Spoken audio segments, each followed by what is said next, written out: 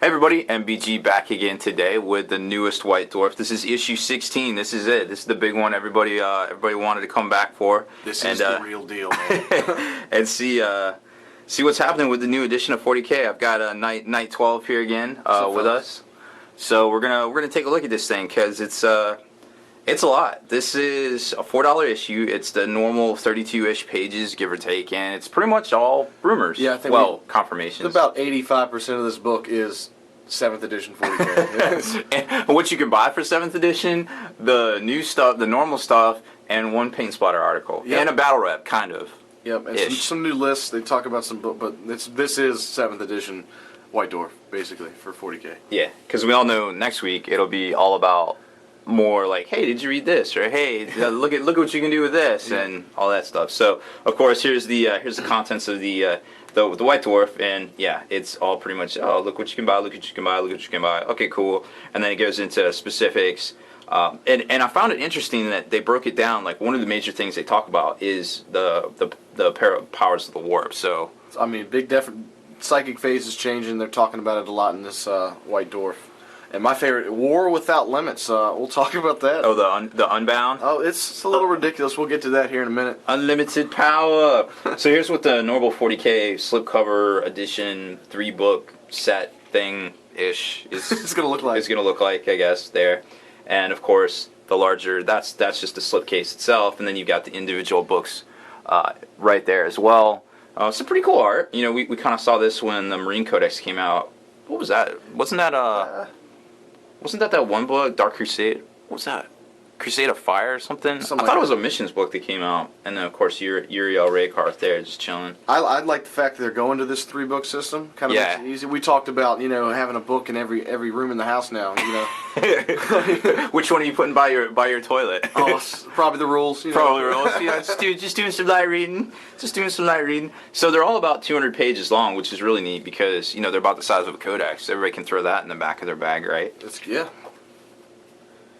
Then it kind of gets into some more and some things that you really need a magnifying glass to see, but we didn't really get into all that. And then, the super power-up edition here, the Minimatorium edition. Minimatorium edition. Is that a real word? I guess. This is the super fancy one for all you collectors out there. I know, Rob, I know you're super excited about this. I already bought it.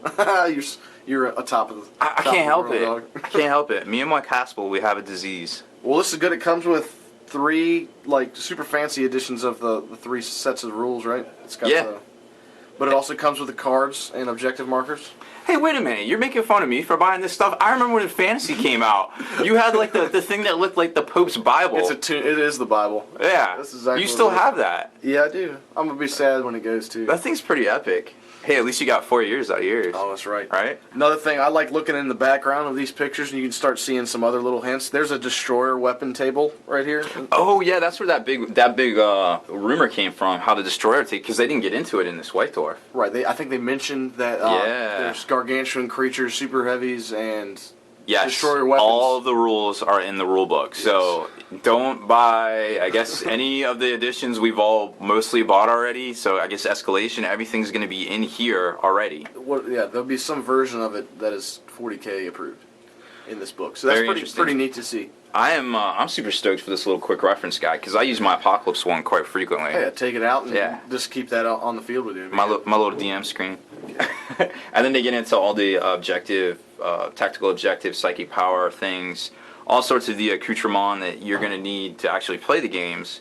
I'm not sure if these are direct only yet or not, or if they're trade or whatever, but either way, they're going to be immensely handy for playing your games. Absolutely.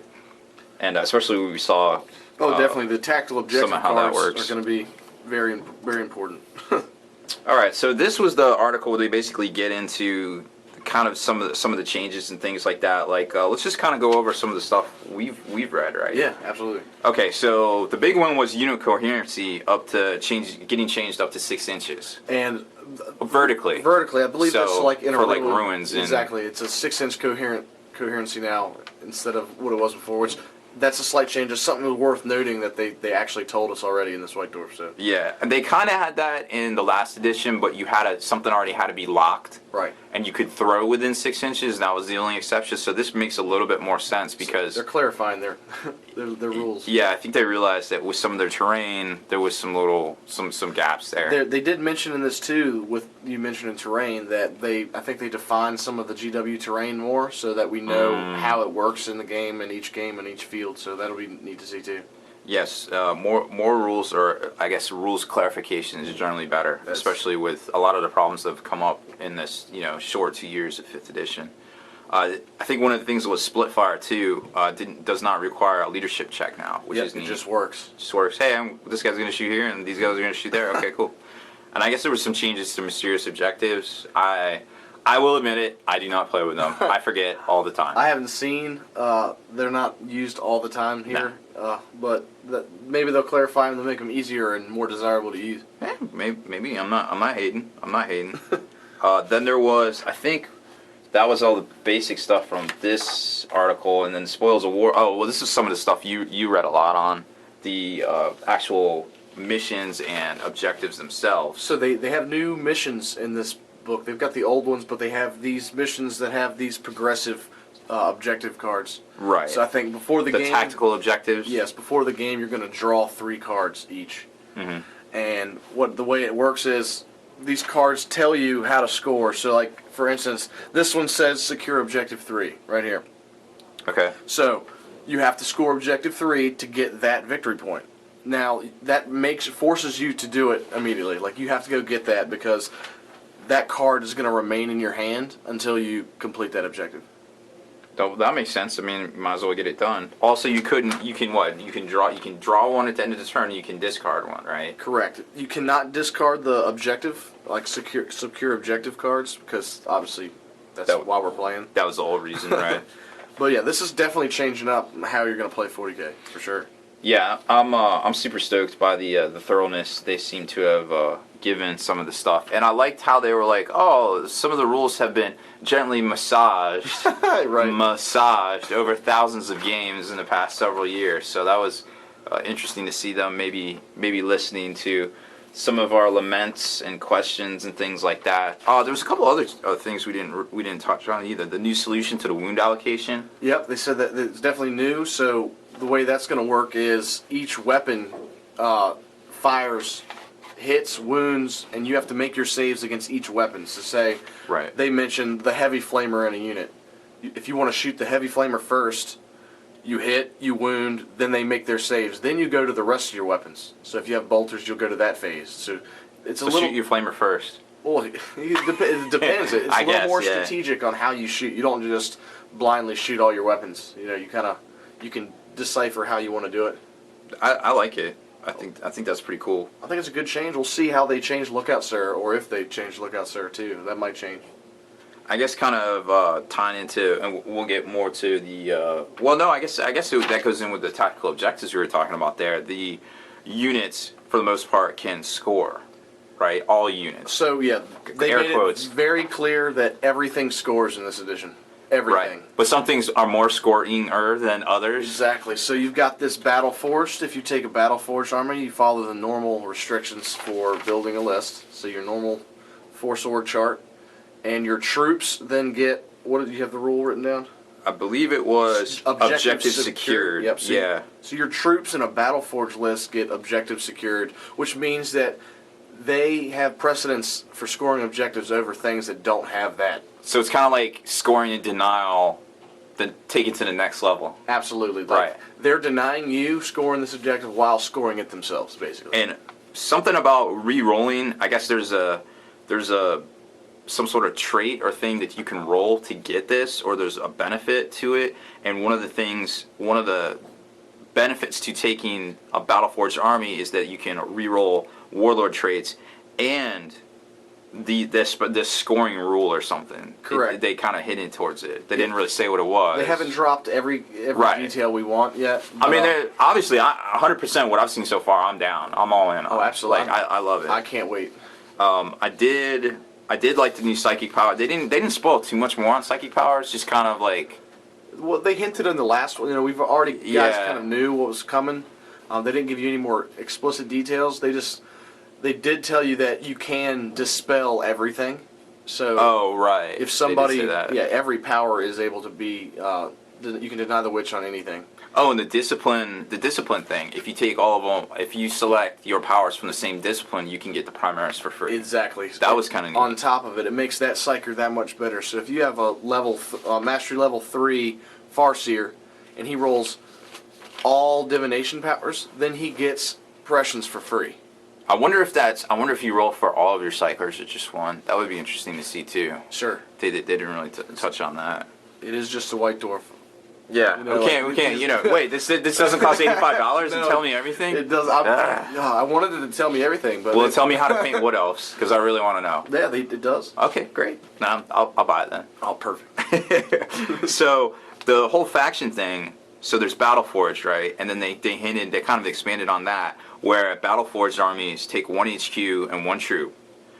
But now there's this thing in Battleforged called Detachments, and there's several different types of detachments. So the allies thing just kind of got thrown out the window, and now you have detachments. Yes, and I think there's 2 types of detachments. You Right, can take. combined arms and allied. Allied detachment. Right. So what that basically, and they talk about factions. So I believe they're going to divide up every army book out there into factions, and that's going to determine your convenience, battle brothers, desperate. Who can go into each Exactly. detachment? So like, not real sure what the combined arms is yet. I'm kind of excited. It could be that like, hey, you can take these guys, and they can be an allied detachment, or you can take these guys, and they don't work so well together, and they're called combined arms, maybe. Sure. But they also hinted that some of the faction thing was like all the Space Marines are a faction, or all the guards are a faction. So right. It's definitely changed. Like, don't yeah. think this Allies Matrix is the same, because I'm definitely telling you it's not. It's going to be completely different. And if you spent like 3 hours photoshopping the current allies chart to try to make a more helpful, better way to do the game, Sorry, Mr. Bear. it's okay. It's okay. It was worth it. It was the best, dude. One of the best tournaments we ran here. Absolutely. Like the last one where we tried to fix it, and it looks like GW's already done it for us. So They're fixing it. thanks, guys. Yep. We appreciate it, but that's 3 hours I could have. I'll never get back. That's okay though.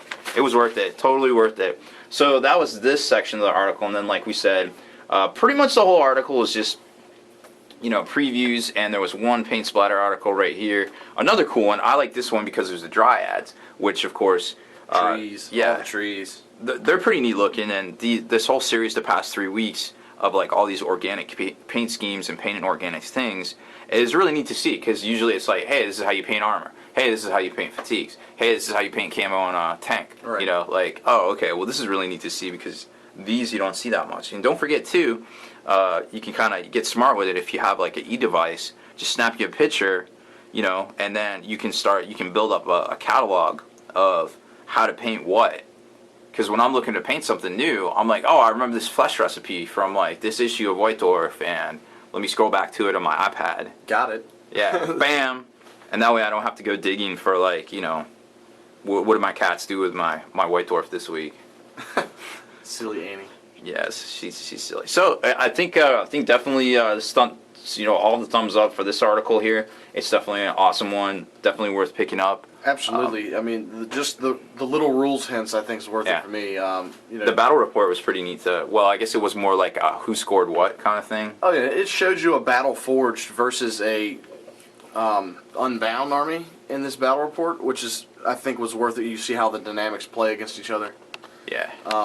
It's pretty neat. I mean, unbound is definitely going to be slightly ridiculous in my opinion. They talked about there is no faction with unbound. Like you can take Tau, Eldar, Marines, Demons. Chaos, Demons, all in the same list and just play with whatever you want at all times. And you probably will lose games to Battleforge, and friends. And so it's a little you'll lose friends doing that too. They definitely mentioned that. Oh, explicitly said you'll make enemies if you do stuff like that. Yeah. But, it's definitely cool to do a one-off thing every now and then. Oh, definitely they did it for the fluff. Yeah. They totally want you to make fluffy armies that you can play with and like. So I've got all these models, let me play with them. Okay. Here you go. Here's the format for you. They don't want you to go out and buy 10 Riptides and play with them. No, I can't see tournament organizers embracing that quote unquote format. But definitely worth taking a look at this. Yeah, so run on out to your local FLGS and pick up, or Games Workshop store, pick up the new White Dwarf, because this one's a doozy. And I can only imagine what next week's going to be, right? Craziness. Yeah, it's going to be nuts. So definitely check back with us next week, May 24th. Judgment Day, question mark? Yes. All right, that's it for this one, guys. Stay in the trenches. Subscribe to this YouTube channel. Check us out on the blog, spikybitsblog.com. And definitely listen to our podcast, forgethenarrative.com.